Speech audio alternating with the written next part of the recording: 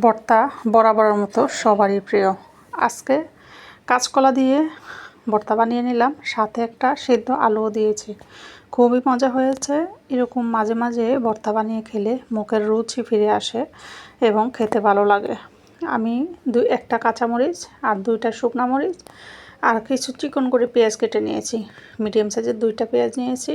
এখন শুকনো মরিচগুলো সুন্দর করে লবণ দিয়ে ডলে পেঁয়াজের সাথে সরিষার তেলে হাতে আলতোভাবে মিশিয়ে নিতে হবে। আলু কাঁচকলা হাতে ডলে ভালোভাবে মিশিয়ে নিলেই হয়ে যাবে ভর্তা।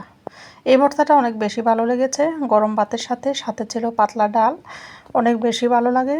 কাঁচকলার ভর্তাটা অনেক বেশি উপকারীও হয়। পেটের সমস্যা হলে এই কাঁচকলার ভর্তা জাল কম দিয়ে বানিয়ে খেতে পারলে অনেক বেশি সমস্যার সমাধান হয়। যাই হোক, ভর্তাটা কেমন হয়েছে জানাতে কিন্তু ভুলবেন না। ভিডিওটি যদি ভালো লাগে লাইক কমেন্ট শেয়ার দিয়ে পাশে থাকবেন।